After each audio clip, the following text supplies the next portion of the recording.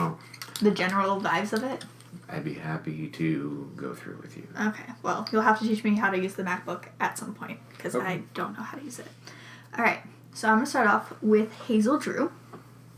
Hazel Drew. Hazel Drew. So that's her name. On July 11th, 1908, in upstate New York, the body of a young girl was found floating in Teal Pond in the town of Sand Lake.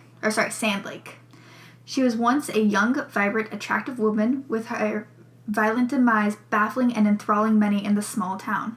Now, 117 years later, her murder still leaves many who stumble upon it baffled with questions. Hazel Drew, once 22 years old, was now reduced to a gravestone at Brookside Cemetery in Bearville, New York, not far from the scene of her death. Hazel... So it's Teal Lake... Pond. So yeah, Teal Lake. Pond in Sand Lake. Sand Lake. Uh-huh. Teal Pond. Yeah, so Sand Lake's the town. Bear something. No. No bear involved.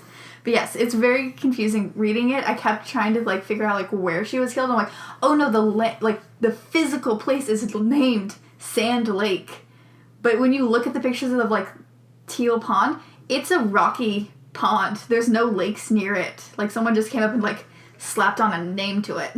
It's a pond. Yeah, some pioneers named it incorrectly. Okay. Maybe there used to be a lake. 117 years earlier. Okay. And this is in New York. Yeah, New York. I'm going to be restating a lot of the things. That's totally fine.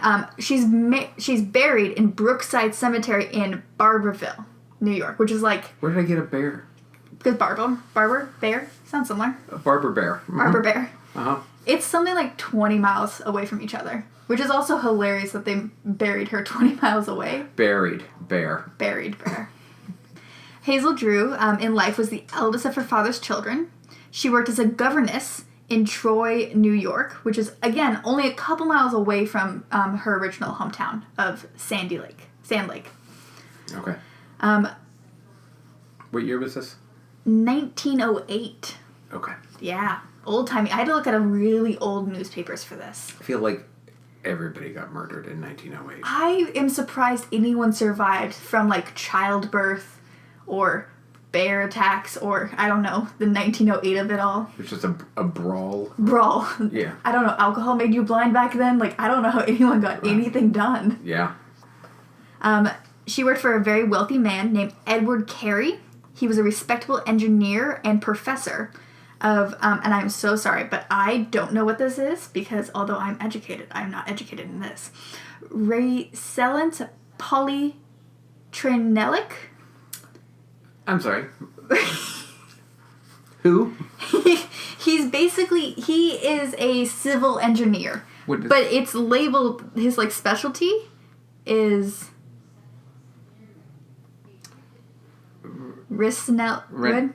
Rensselaer Polytechnic? Something like that. It means a civil engineer. He's a civil engineer. Okay, they should say that. Yeah, but that's not what it was called at the time. But yeah, it was absurd trying to figure out. He also was labeled as a couple of different things. I was also told that he was in charge of all the money of the city. He was their wealthy man. Is that what the word is?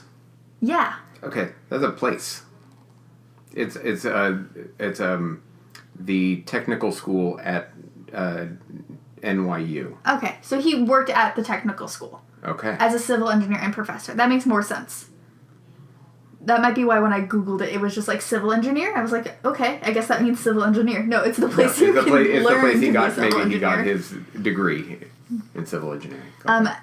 My favorite quote is every time I looked up Hazel Drew, they just talked about how beautiful she was because, it's 1908 and women are only meant to be looked at. Yeah. Did they give her address too? They did not give her address. I did not stumble upon any, oh God, what is it? The Old Times? Oh, the Past Times podcast? Yeah. I didn't run into where they just gave out people's addresses of here you can rob. Yeah. So-and-so won $100. They live here. It did say how many times that she was beautiful. I counted it was something 110 times that I ran across it in different newspapers. Well, that's how you know she was worth something in 1908. Yeah, she was pretty. Mm-hmm. Hazel Drew was young and beautiful. She had long blonde hair that flowed below her shoulders, light blue eyes that were often quoted as looking clear as a blue water lake, which is a hilarious thing to put on a newspaper. I'm just like, you are a newspaper. Why are you written like a poem? They love to name things after lakes. This entire town is just lakes. Yeah. It turns out it's actually underwater. Blue like a lake or green like a pond. Green like a pond. Everything is compared to a body of water. Maybe the town was very blue and the lake was just so green. They're like, that's a pond. It can't be a lake. Right. Yeah. No. Lakes are blue. Ponds are green. Dogs are boys. Cats are girls. She was also labeled as having a lovely figure. And this is a quote that I found that made me feel so sorry for her. She drew much attention to herself simply by walking, whether she wanted it or not. Sure. Horrifying. So also, that's not drawing attention to yourself. No, that's walking down the street. That's living in 1908, where everyone's a creep. Where you can't go to prison yet for hitting your wife. Right. Yeah. She was walking. Ooh, she walked by me, her own fault. She looked after many children that lived in the home, along with his own wife. So the professor, she looked after his wife. They made a huge point of that. That his wife... Was she sick? No, she just was rich, so she didn't have to look after her children or herself. Sure. So, Hazel did. She was paid $4.50 a week for her job, and I figured out the conversion rate. It's not that much money. So $4.50 a week translates to about $115 a week here.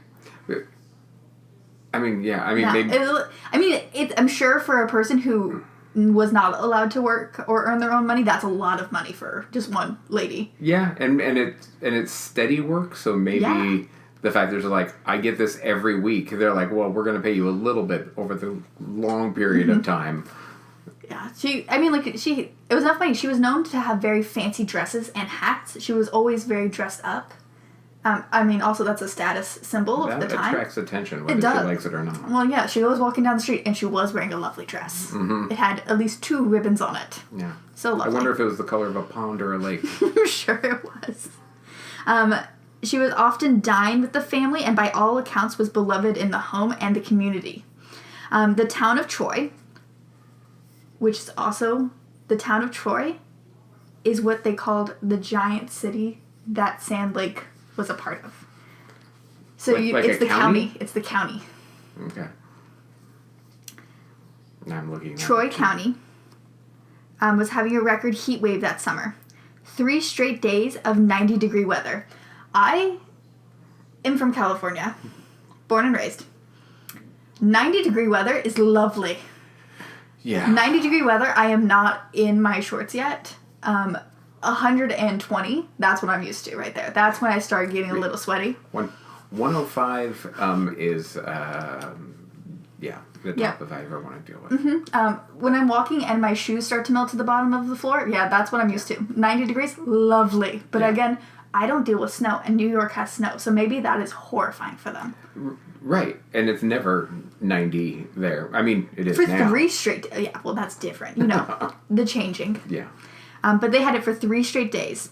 By the time of July 7th, 1908 rolled around, Hazel was seen walking around a remote section of the Talborton Road, which was named after the man whose house it was on. Sure, that happened a lot.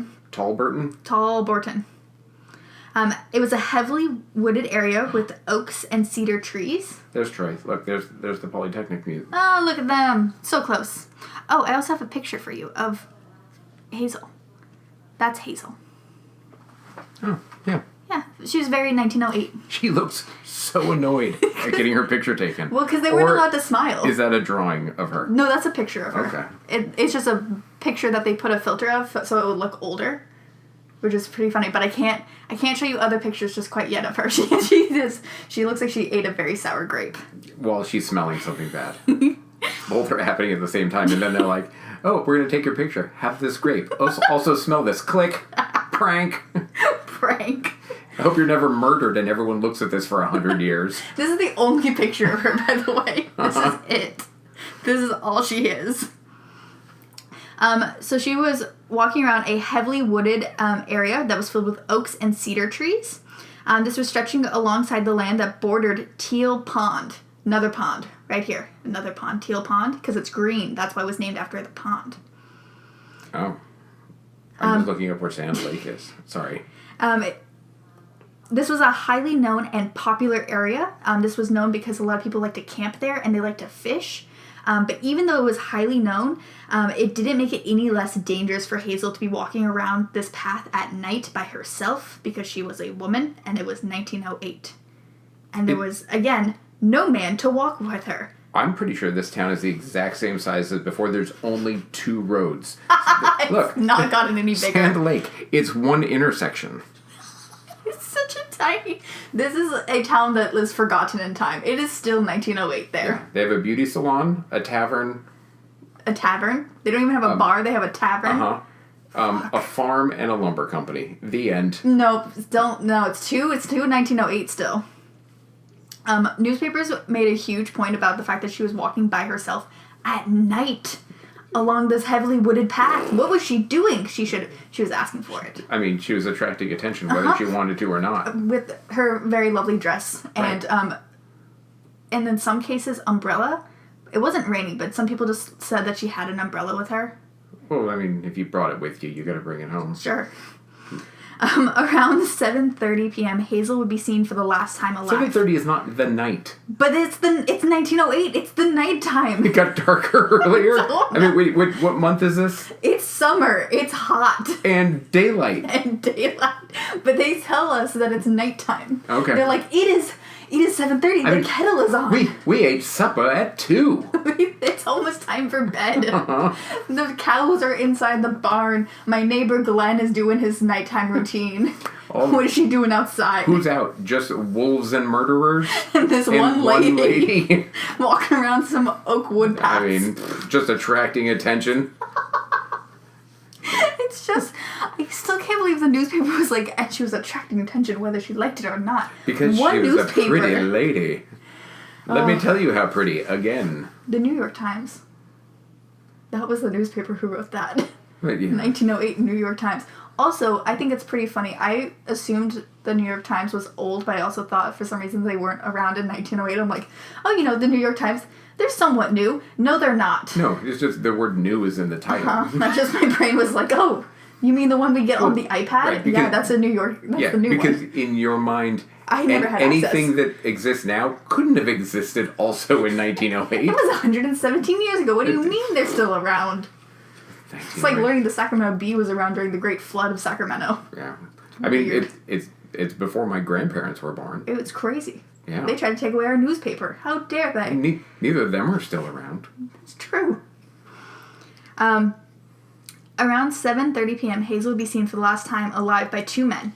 Frank Smith. That implies that she was seen after she was alive. Well, yes, by the murderer. But she was dead. Well, okay. The murderer saw her one last time. I guess we can't assume that. Yeah. I'm assuming he's not blind. You don't know. I don't know. We may have cracked it. We figured it out. 4 minutes. I gotta take a break. Yeah.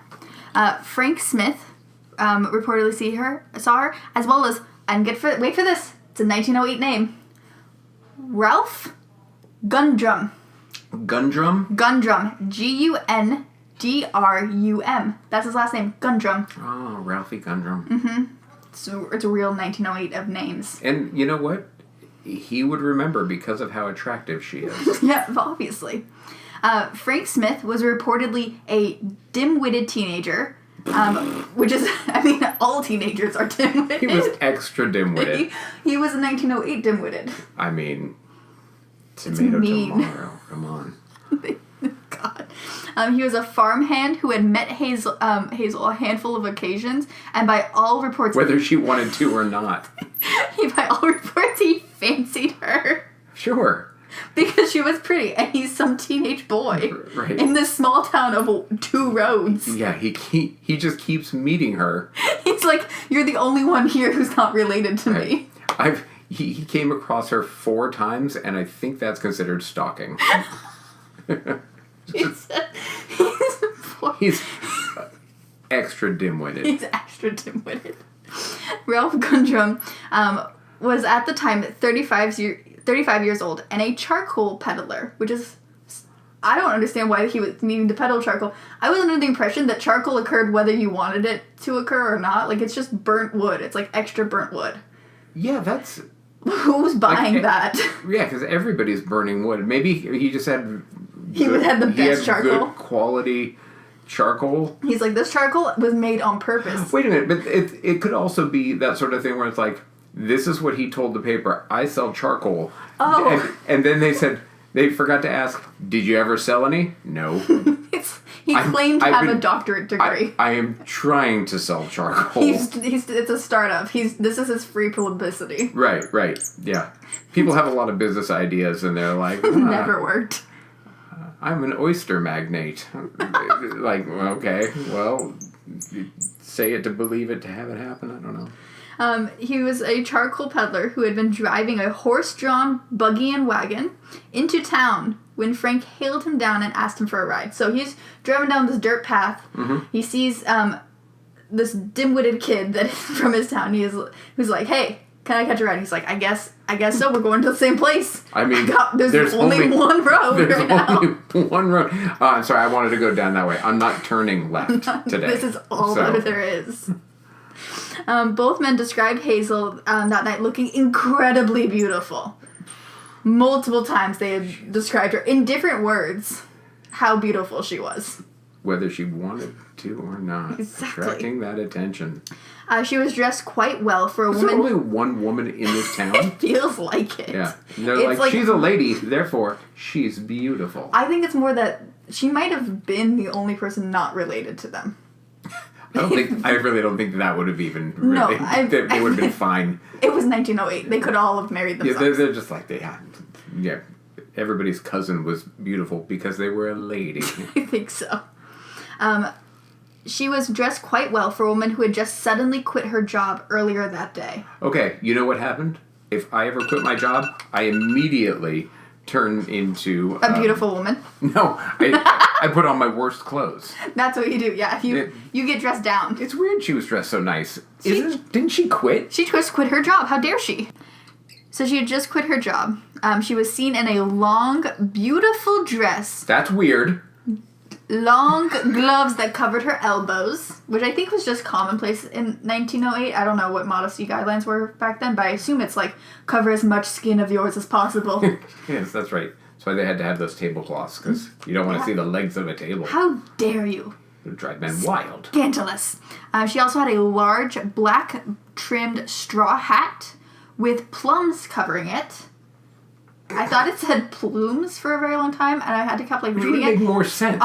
But it's plums. She had plums on her hat, and I can't figure out if it was like fake fruit decorating her hat, or did she have real fruit on her hat? Did they have fake plums? Would they have made fake plums? I don't think they could. I mean, unless it was made of wood. You couldn't taxidermy a plum. No, you could not. But they put a whole owl on a hat. Oh my god. I think she had physical, real life food plums that she could eat. Maybe it was in case she was hungry at some point. Because she couldn't carry a lunchbox. No. She had that umbrella. She had that umbrella that's not from this newspaper. It's from a different newspaper that had the umbrella. I think maybe it's she took care of kids. She had large, wide brim hats in case children got hungry. You have to have snacks. Yeah. That's probably a good idea. We should bring that back. Large hats to carry my snacks for my children. There's just a bunch of gummy sharks on there. Perfect. There's some Twizzlers sticking out. Right. She also had a hairpin with the letter H on it for Hazel. We assume. We don't know. For harbinger of doom. Who knows? Maybe she was being murdered. Maybe she knew it was coming. Yeah, maybe she was prepared. Hazel and the two men exchanged salutations, and then the wagon proceeded to move on. How do they know? Because this is what the men said. They said they exchanged salutations. We exchanged salutations with the pretty lady. Is that what New Yorkers sounded like in 1908? I don't know. I'm sorry. They were just dullards. What were they called? What was the teen called? Dim-witted. Dim-witted. The man wasn't just a teen. Okay, well, he's still a creep. Yeah, he's peddling his charcoal business. Yeah, and I don't know what New York accent was then. I assume the same as it is now, which is how I sound, how everyone sounds. We all sound the same. Sure. I mean, they weren't from New York. They were from Troy. Yeah. The two streets. The two streets that intersect in one place. Reportedly, Smith and Gundrum would continue to speak about Hazel, but soon they arrived back in town. They just talked about how pretty she was, I think, the entire time. Because, she's the only woman in town. There's so much information that we have discussed. And so far, what's happened? She got fired. Someone said hello to her. No, she quit her job and someone said hello to her. And she was pretty. Okay. Wearing a giant hat. And it was weird that she was dressed so nice, considering she had just quit her job. Because now she's poor. Immediately. Yeah, instantaneously. When you quit your job in 1908, you have to give all the money back. Yeah, you're just done. You all your money's gone. She must have been like, I don't know, fancying someone, trying to get a suitor. What man would marry a woman with a job in 1908? How dare she provide for herself? No matter how pretty she was. How many plums were in her hat? So many plums. So this was the last time anyone would see Hazel alive. I keep forgetting We assume, except for the murderer. I keep forgetting that she dies in the story. Because it was so far back that I'm like, it's just... Based on that sentence, the next person that saw her, she was already dead. I mean... Which, again, goes to the blind murderer. He could have done it. The one blind guy in town. They said nobody saw her alive again. Hazel Drew went missing. Her family grew more worried, and as time passed, she was supposed to return home. Because, she was only going out for, a quote-unquote night stroll, although it was 7:30 in the daytime.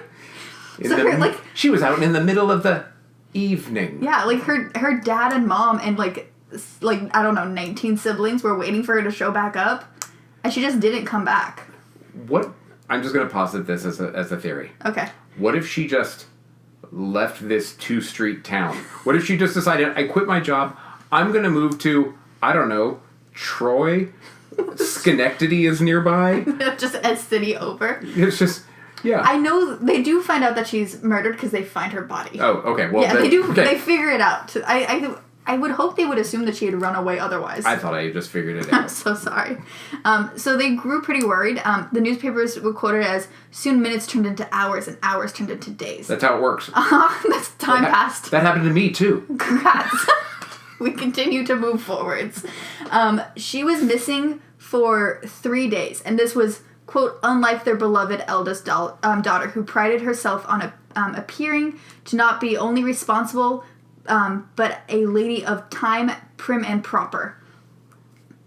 Sure, okay. Old-timey phrase of saying she was responsible for a woman. That's what it meant. I mean, yeah. I mean, yeah.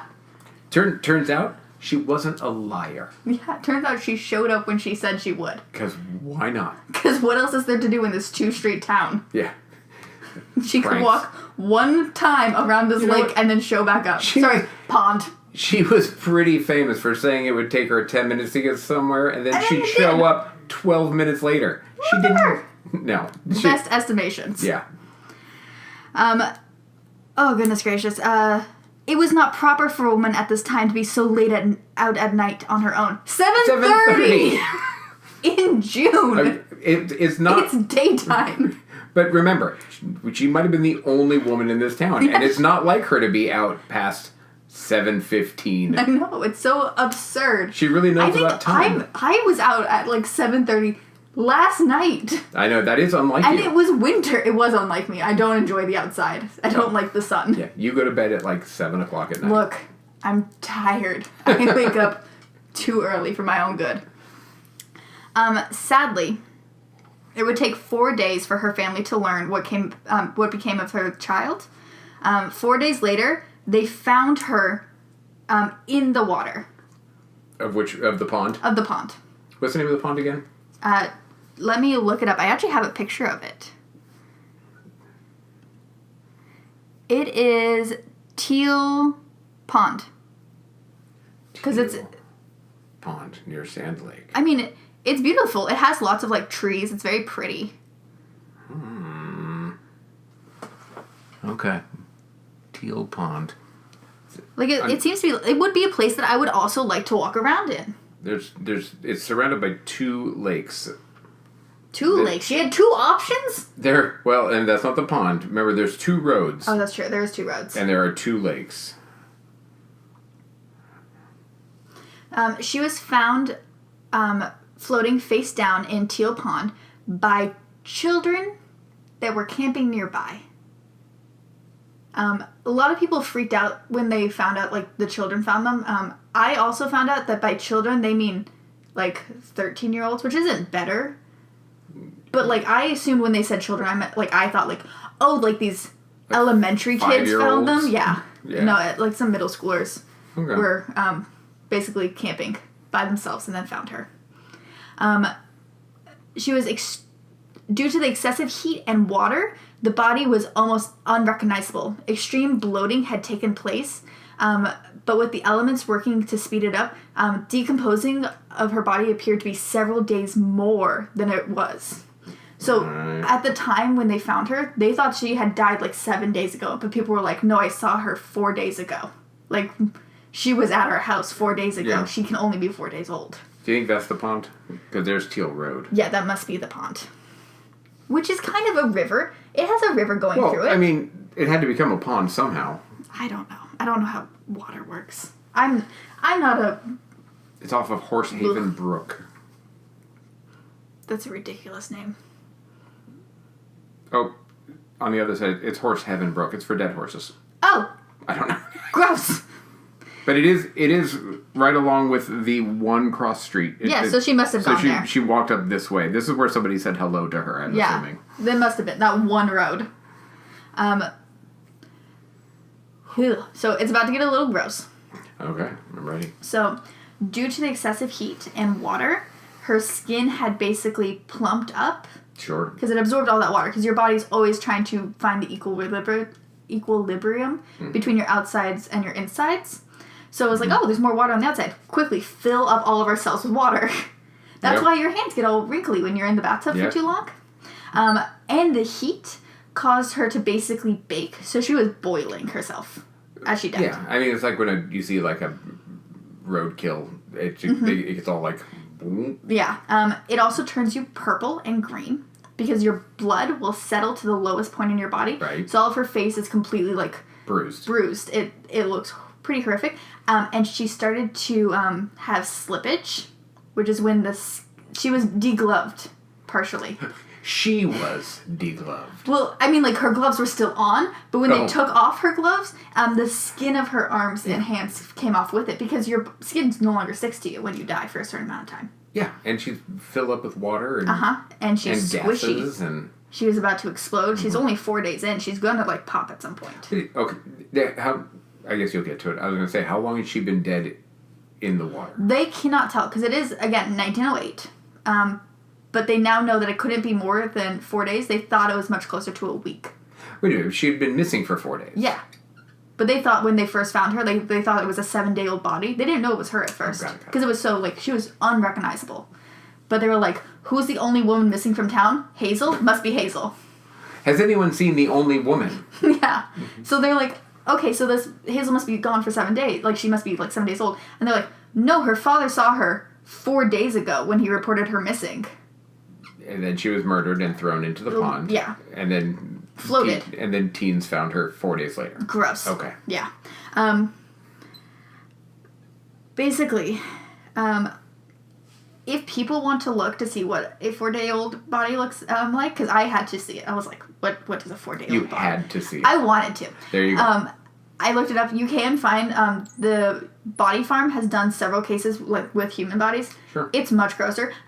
I recommend people looking up the decomposition state of pigs, because they do the same thing with pigs. I have a question. Yeah. Do you recommend people do this? If they're going to look up what the dead body looks like, I recommend the pig one more than the human one. The human one's a little creepier. I'm going to recommend people don't do that. Well, I mean, I wanted to see. Sure. Yeah. The pig one doesn't have a human face, so it's much easier for your brain to It would have been scarier if it did. Just a pig body with a human face. Like that one Twin Peaks episode where the heads are switched. Season 3. Oh, gosh. Uh-huh. Turns out, when you put a pig in a body farm, it grows a human face. Didn't know this happened. That would be quite the revelation. Good thing we did this experiment. That's one of the things. I would actually prefer it if the dead pig grew a human face and died. What happens to the pig face? Where does it go? It becomes a human one. On a living human. God. Somewhere. It's just screaming. Onto some dim-witted teen with a pig face. Oh, poor Smith. Oh. The reported cause of death for Miss Hazel was several brutal blows to the back of her head, caving in her skull.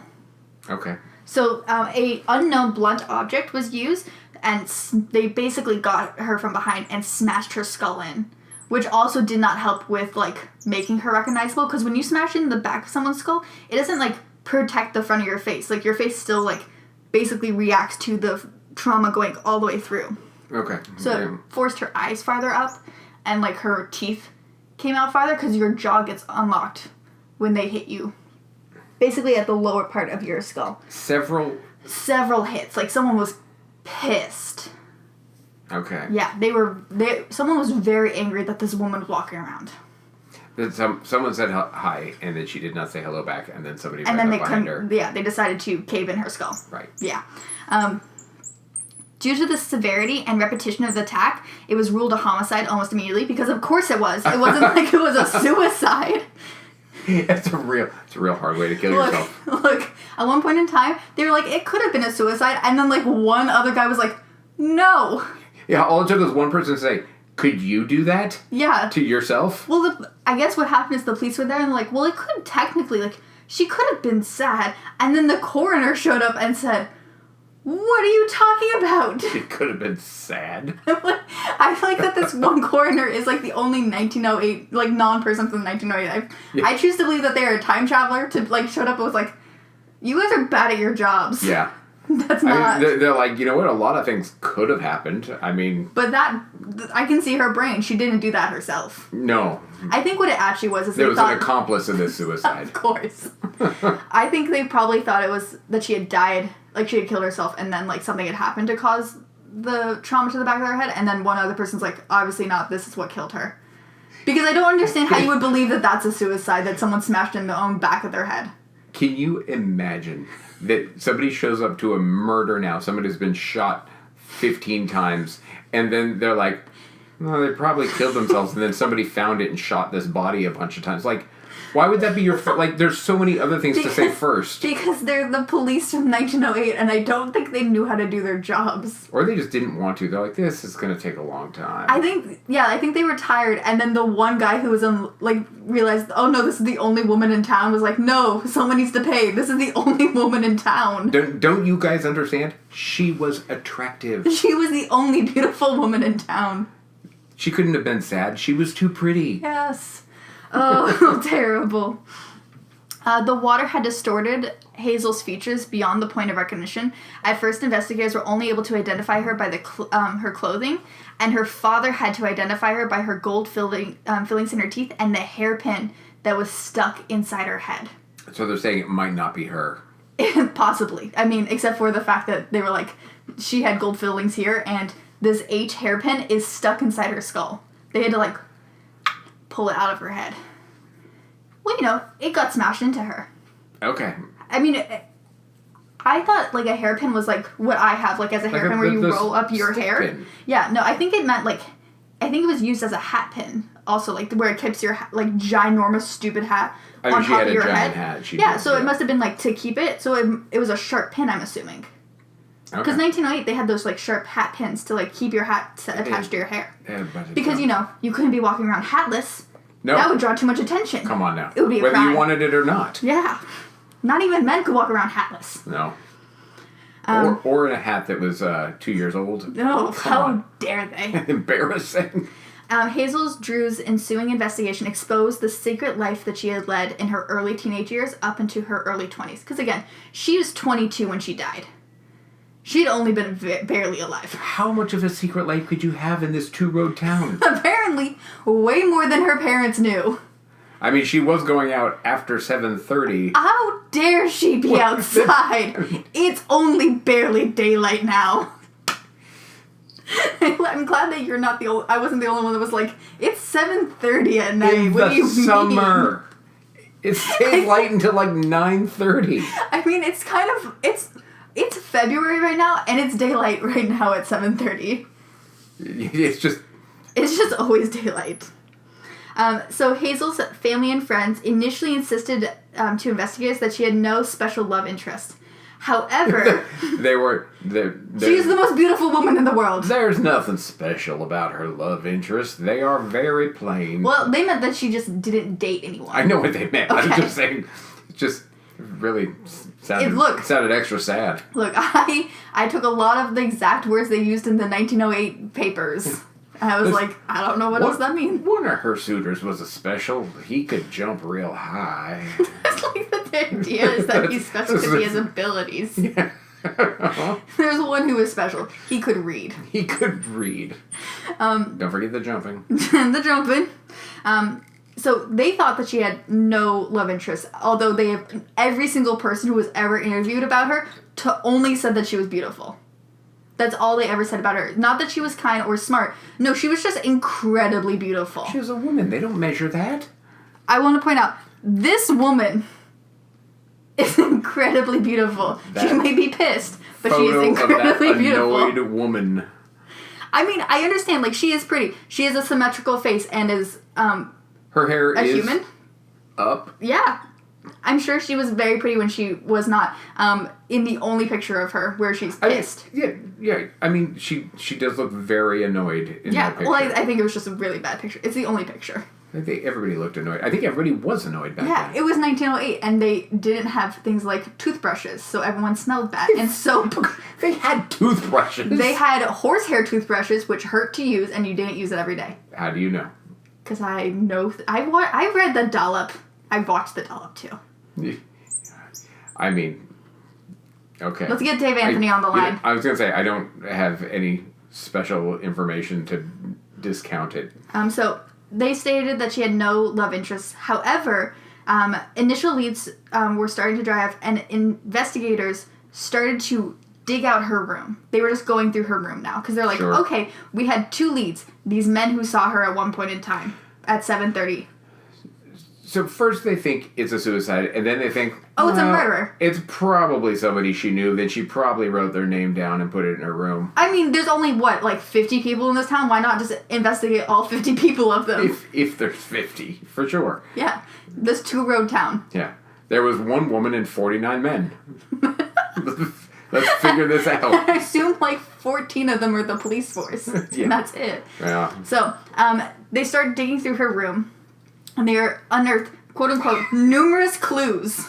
I like the thought of them questioning people. Where were you last night at around 7, or 4 nights ago around 7:30? What? That's the middle of the night. I had been asleep for 6 hours by then. What do you mean? The sun was barely starting to set. I was in my home, in bed. I have to be up early tomorrow morning, like 11 o'clock tonight. Go ahead, sorry. So they started unearthing, quote-unquote, numerous clues suggesting clandestine meetings.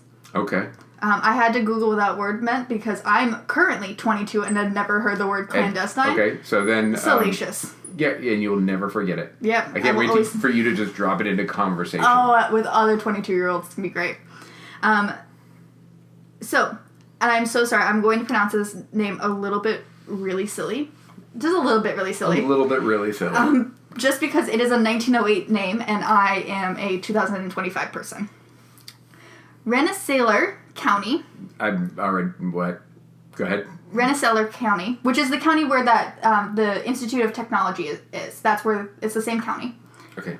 Where the guy who she worked for. Oh, yeah. The Polytechnic Institute. Authorities. So that's just the police place. Because, again... This tiny town didn't have its own police force. They had to borrow the neighbor's police force over there. Sure. Mm-hmm. Was led by District Attorney Jarvis. Jarvis? Jarvis. Okay, Jarvis. Jarvis, that's the name. That's a real name. I mistyped it. I'm realizing it must be Jarvis, not Javis. Jarvis. It's not much more absurd than Jarvis. Look, I think Jarvis is more of a name than Javis. Yeah, it's true. So, Jarvis P. O'Brien. That's his name. It's P. O'Brien. I'm assuming it wasn't P-E-E. No. It's just the letter P. I think it means Patrick or something. I don't know. They don't give out. For a lot of things. They gave out where you live, but wouldn't give out your middle name. Jarvis Persnickety O'Brien. What was the last name? O'Brien. Oh, I got it right. They discovered dozens of postcards and letters between Hazel and many quote-unquote acquaintances. Because, women couldn't have friends. Seriously. These range from the dull, which is hilarious how they put it. It ranged from the dull to the incredibly scandalous. This letter that I'm reading that is not meant for me is boring. This one, it just keeps talking about how she has to go on this walk at 7:30 at night. Very boring. Oh, sorry. It would be like 5 when she went on that walk, so it wasn't scandalous. You can get a Jarvis P. O'Brien for President button. I hope so much that you buy me that button. I would like that for whatever holiday is coming up. I want him to be president. I don't know. He's probably a horrible person. He has quite a mustache. He's a 1908 man. I assume he's terrible, but I want that button for president because I think that's a little funny. You can also get this button that just says Jimbo for president. I don't want Jimbo. Jimbo's trash. Okay, I'm sorry. Go on. So they range from the dull to incredibly scandalous. All of these letters were signed with initials only because there's 50 people in this town. How many of them are the same people? What? But she's writing a letter. Okay. Also, she knows who they're from. Why is that a clue? Because it's scandalous. Because they didn't put their own names. She's quite the harlot, writing letters to men? People? Yeah, also it doesn't... I said men. It only says acquaintances. These could just be letters to friends that are from, other towns. Some of them were quite dull. Yeah, they were quite dull. This must be a clue. Reportedly, there was anywhere from 3 to 6 different sets of initials on these letters. Along with a hat brim... Up to 12 letters. Up to 12 letters. There was also a hat box brimming with photographs. These photographs were labeled as scandalous, so I assume they showed ankles. And possibly collarbones. Or just photos that they found. But they said they were scandalous. Because it wasn't for them. Because she was out at night. That's why they were so scandalous. They must have been taken at 7:45 p.m. It was too late for her. It's an ungodly hour to be taking photographs. They were also in this box were bills and receipts. Scandalous. Some of them indicating that Hazel had once relied on a French female pills and I'm sorry, what? French female pills or contraceptives. She had birth control. She had bills and receipts for birth control. What sort of contraceptive pill could they have had in 1908? I assume it's some sort of rag that you shove up yourself. I don't know. It's just some sort of sugar that's been dipped in beaver blood. Poison. It's just you take poison. You take poison. Yeah. I'm sure that it's an elixir of poison and somehow life. Put on this balm of whale fat and you'll probably not get pregnant. By the way, I'm not going to sign these instructions. I'll just put my initials. Dr. P.H. Bryan. Dr. P. They also had pills to cause miscarriages, which again I think is just poison. You just pick poison, your body will miscarry because it's trying to save you. Again, most of the drugs back then just didn't work. What if it was just cocaine? Maybe she just took a bunch of cocaine. I mean, because that's actual medicine back then? Yeah, it's actual medicine, and also I think would give you a miscarriage. Sure. Yeah, I think they could have just been French cocaine. I think just living back in that time gave up people a lot of miscarriages. That's one thing I've learned from the dollop, is that you had 19 kids, because that means at least one of them would survive. That's right. Yeah, you got one out of that. These letters were always meant to stay hidden. And with the growing pressure... They assume!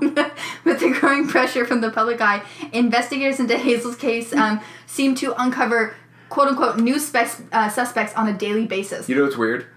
I keep all of my clothes in my closet. They are always supposed to be hidden. She just had a box. She didn't hang them up outside. They're not letters for anyone else. Also, maybe they were supposed to be hidden, and maybe they just were oh, here, we have no idea of who murdered this woman. Let's just put everything together. Oh, tell the newspapers, quickly, we found a box. We found a secret box of boring letters. And receipts. She never meant for us to look at it. No, they're not for you. Because they were receipts. I don't want anyone to look at my receipts either. Yeah, I have a drawer of bills. Congrats. They're meant to be hidden. I hope I never get murdered, and then somebody finds my drawer of old bills. I will eventually get murdered, and someone's gonna have to go look through my tax forms. That's what they're gonna find in my drawer. These were meant to be hidden. I've got like a year's worth of PG&E bills. Congrats. That I haven't shredded yet.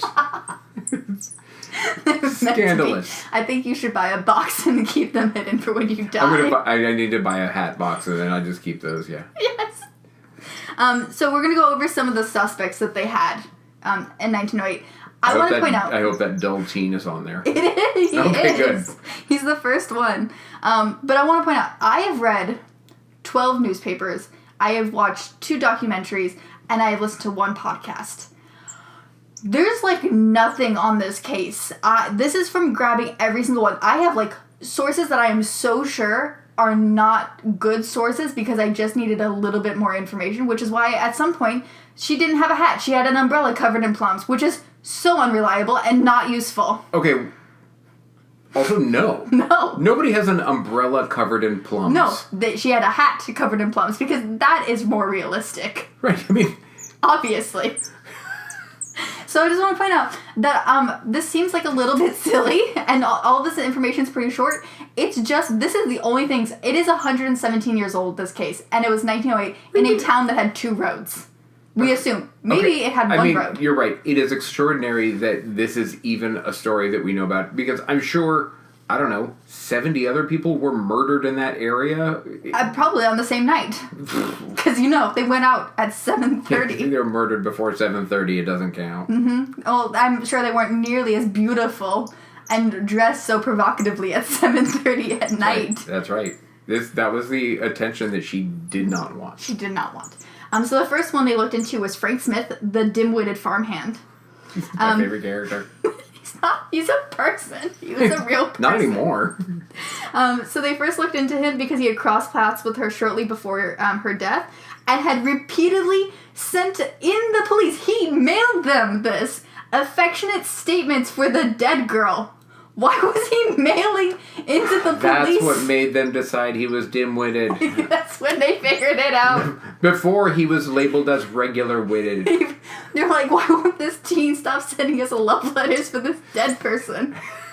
I used to send her letters, but now she is deceased. I will now send them to the police department. Did you find any of my boring letters in a hat box in her house? They'll be labeled with my entire name. You might not recognize who wrote them because I only put my initials and I only know those 2 letters. The letter is just his initials. That's all it is. That's what the dull one was. Oh no. That was the dull one. So he repeatedly sent in affectionate statements about the dead girl to the police and kept changing his story to the authorities when they questioned him. What story? He said hello. I guess apparently there was more than that. One time I saw her and I said Guten Tag. That's not what you told us last time. I assumed that he must have been telling stories about how many times he's met her before. Or that they may have been I don't know, he's some dim-witted teen. He's a dim-witted teen. But anyways, they were so sure that they thought that they had caught him, that he was the murderer, right away. So, of course, this dim-witted teen sending in romance letters and changing his story, they're like, oh yeah, that one murdered her. I've written a poem. It is called I Said Hello. But as I mentioned previously, Frank... was seen with the not very bright man, and was able to contradict his story of he saying didn't say hello. Well, no, he was said no, he didn't go on a walk with her. He came to the town with me. He basically said he saved this kid from getting hanged because he just couldn't stop lying about being with this girl. Okay. I mean, I'm pretty sure that he must have died shortly after.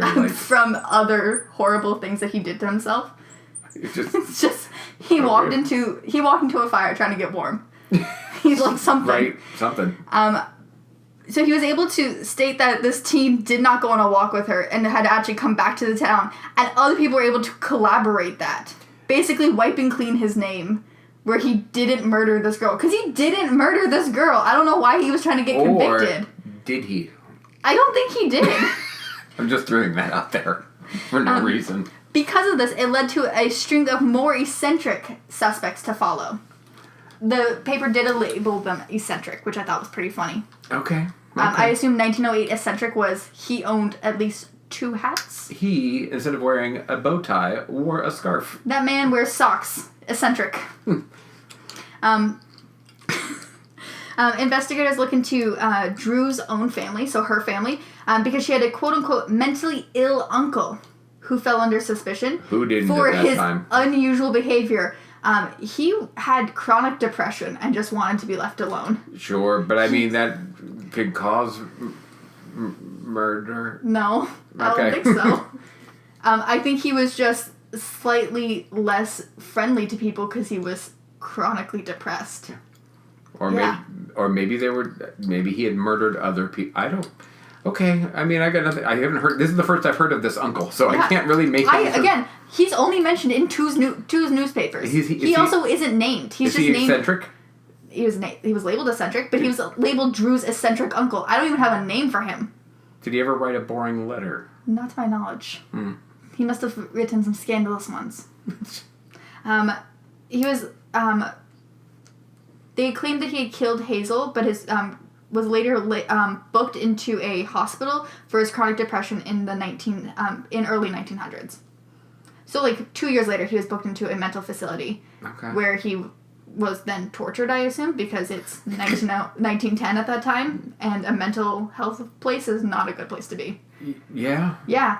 Again, I'm not sure he's real. I don't think he's real. He's only in 2 newspapers, and not even in, the big ones. I've been in less than 2 newspapers, and I'm real. Congrats. Actually, I've been in more than 2 newspapers. Well, I am real. You are real. You're in more than 2. Congrats. Yeah. I also didn't kill her. Go ahead. That'd be impressive. The next person they looked at was William Taylor. He lived on the farm that was only a mile away from Teal Pond. They're just like, you're nearby. Did you kill her? This is the closest farm. Probably that guy. Many people in town found him suspicious from his eccentric behavior, such as not going into town. That's why he was labeled eccentric, is because he just didn't want to hang out with these people. Oh. And he was unmarried. I mean, if you don't go into town, it's hard to meet a lady. Uh-huh. Maybe you see her walking down the road and you try to say hello, but there's already some weird teen walking with her. Or not walking Claiming to walk with her. Walking behind her. Real creepily. William Taylor claimed his innocence throughout the entire time, but people from the small town spread gossip that he was in love and enthralled with young Hazel Drew, and that he had written her many letters. His initials don't match any of the initials on the letters. I'm going to cross him off the list. I think that's probably a good plan. I think this town needs to leave that man alone. I think this town is just bothering some dude. Although there was many people who found him suspicious, they were never able to even link him to the case, and he was eventually cleared. They just couldn't even link him to the case. No wonder he didn't go into town. Those people are jerks. They just kept accusing him. Every time I go into town to buy a pickle, someone accuses me of murder. The next person they looked into was the town's dentist. Well, he has access to medical equipment, but that's not used in this murder. She was bludgeoned to death. Possibly with a barber's chair. I don't know. Yeah, because they would be barbers. It's not even a dentist, he's a barber. You know what? But he's labeled as the town dentist. Maybe he did more teeth extractions than, like, I don't know, surgeries or haircuts. Like, you're more into dentistry. Pull a tooth, get a perm. You do all of it. I would like the 1908 perm. You wear a skunk. You know what it's just poison. It's just poison. I assume it's still it's just poison. Bunch of poison on your hair? Here, right now, we can cover you in arsenic and lead. Guess what? You won't have a baby, and your hair is curly. Let's have all this cocaine. They looked into him because he had proposed to Hazel, and she had turned him down for several weeks. Police claimed that due to her rejection of his love, that he must have gone crazed with love and killed her, but then cleared him a day later after releasing that statement. Yeah. So I don't know what he said to get them to clear him, but he said the right thing. He was like, I don't know, I'm a dentist. I'm sure I'll find the next woman who shows up in town. I mean, there's got to be at least one more woman to move to this town. Yeah. Or maybe not. Maybe that's why there's only 2 roads. It's still just 49 guys. 49 guys. 0 women.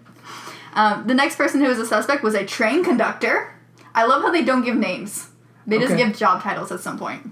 Yeah, unfortunately, that dull teen... really looking like the suspect. The thing is, that's his legacy. We know his name 100 years later. Frank Smith. For being... Dim-witted. Uh-huh.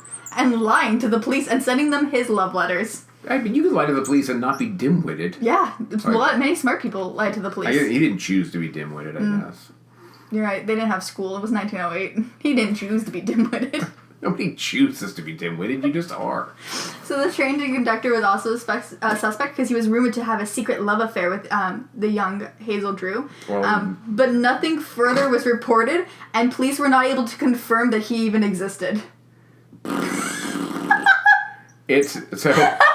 I like the idea of this town. Just people are just making up. Oh, you know what? I saw there was a train conductor. Can I have his name? No. I think you're making up this relationship about who? A person you made up? It's like they couldn't even confirm he was a real person. There are other people in this town. Why don't you just name somebody who's real? Why not just interview everyone in this town? It's such a small town. There seemed to be some sort of Mothman that came through. He was a little suspicious. Just like... Mothman just swooping her up. Did any of those letters signed M.M.? God. The last person to be interviewed was Henry Cramroth, a millionaire who ran a nearby resort where strange happenings seemed to occur. Okay, so the strange happenings? Sex trafficking. He was involved with sex trafficking. I was expecting, like, a haunting, some flashing lights. No, just, like, actual horrific things. That's not a strange happening. So I Googled him a lot more, because I'm like, wait, there's an eccentric millionaire in this town, and that was not the first person interviewed? He doesn't live in the two-street town. Apparently he lives close enough that, like, people knew about him. So the police, basically, a couple years later, and by a couple, I mean, like, 15 years later, he gets arrested for what is considered now sex trafficking, where he had just brought in these other girls from a different town and forced them into prostitution in his resort, where people would go and spend lots of money, which is why he was the only millionaire. Okay. He was arrested and then just set free because, 1908. And millionaire, and these women aren't considered people yet. I mean, yeah. Yeah. So far... he's top of my list. Yeah, he's right there with Frank Smith. Lying teen. Lying teen and sex trafficker. Those are the top of our list. What if the lying teen... works for him? No. Is the boss, and he's pretending to be a lying teen. That would be way more funny. Yeah. So his strange happenings... These strange happenings were defined as allegations that women were being held at the resort against their will to use in prostitution. The neighbors would hear screams emanating from the camp and the resort, and multiple murders were reported to have occurred there. Okay. What is the name of this resort? I don't have the name of the resort. What's the name of the person? Henry Cramroth. I will spell it for you. Okay, hold on. I have the screenshot this. But here's the thing. I will let you... Jarvis O'Brien for president button. I will let you look it up, but you have to wait to look it up at the end, because it will spoil something. Oh, I'll just wait. Okay. I'll just wait. Start recording. Yeah, it's still recording. So, all of this case will feel like it's... Let's break down the case again. So, we have a young woman who's known for being very beautiful, having a scandalous life. Her claim to fame. Having a scandalous life, hiding it from her family and her friends, reportedly on drugs, birth control. I'm sorry, but that was a drug at the time. Who is mysteriously murdered in a wooded area. Does this feel even slightly familiar to you? Yeah, I mean, yes. Okay. Yes, of course it does. Okay. If it feels familiar to you, you might be drawing connections to a well-known dramatization of her case, The Mysterious Death of Laura Palmer. Yes. That is exactly what I was thinking. Go on. Yeah. This small town is the inspiration for Twin Peaks. While Laura and Hazel's lives and deaths were very similar today, it is also incredibly different from their real-life reactions to their case. This case inspired Mark Frost and David Lynch to create the small, not-so-sleepy town of Twin Peaks with all of its twists and turns that come along with it.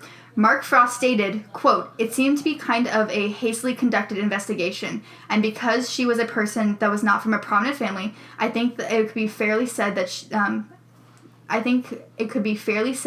and because there were very little sympathy for a female victim of the sorts of times, that she may have gotten the short shift." His quotes are crazy. He talks like how David Lynch produces movies. But the fact that she was a woman and wasn't from a prominent family, he feels that the police didn't do her justice. And we all agree that James seems like a dullard teen. Yeah, James is a dull teen. And Ben Horn, the mysterious millionaire who runs a sex trafficking place, does seem very suspicious. That's why I couldn't have you look up Henry yet, is because when you look it up, he connects to Ben Horn. And that's why I can't find anything on this case, is every time you Google this case, all it comes up with is Twin Peaks. Even when trying to find pictures to show you, next to it just is Twin Peaks written. Yeah. Anytime you look up, so let's just look up Hazel Drew. If I could spell her name correctly, that'd be helpful. Drew. And you look at images, she's just next to Laura Palmer. She will forever be shadowed by a character, which makes sense because this character is incredibly important. But it is completely taken away from her. Also, this is the only photo of her. Yeah. Well, I mean, it's a poor town. Yeah. That's a crazy picture. Yeah, I don't know if that's her. No, that looks like the guy from Goonies. It does look like the guy from Goonies. Yeah.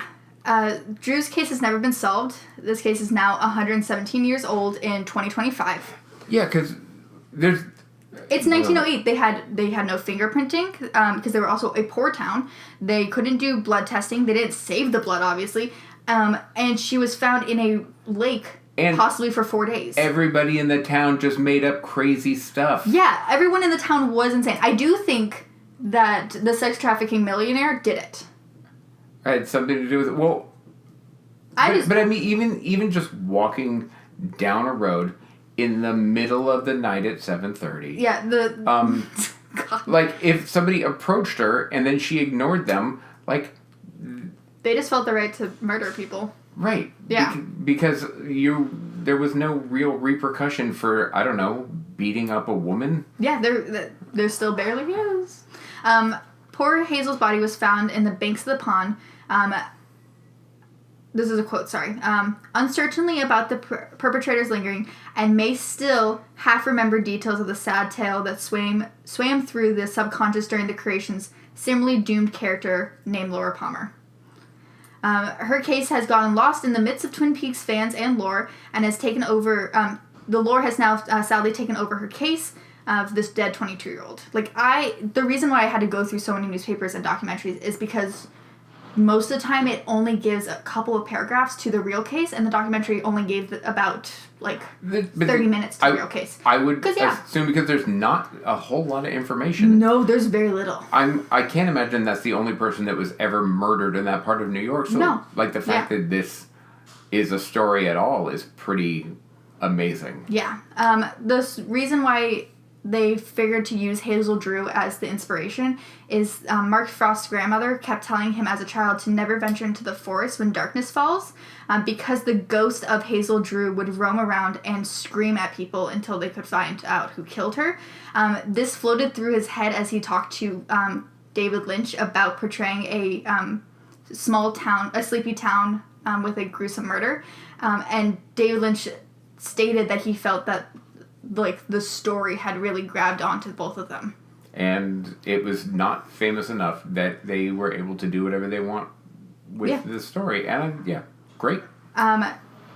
This later moved from New York. Originally, when they were filming, they were going to film in New York to Oregon and Washington to film it, just because it was easier to film than in the sleepy town of Sand Lake. Right. Yeah. Snoqualmie is very beautiful. So. And then so they changed all the trees from cedars to birch trees, and what is the tree they use in Twin Peaks? Douglas firs. Yeah. Because that's more common in North America. The Pacific Northwest. Yeah. Laura Palmer's murder is eventually solved with the narrated arc of Twin Peaks. Hazel Drew's real-life killer remains shrouded in mystery. If you would ever like more information on it, there are great podcasts that are trying to get funded for it.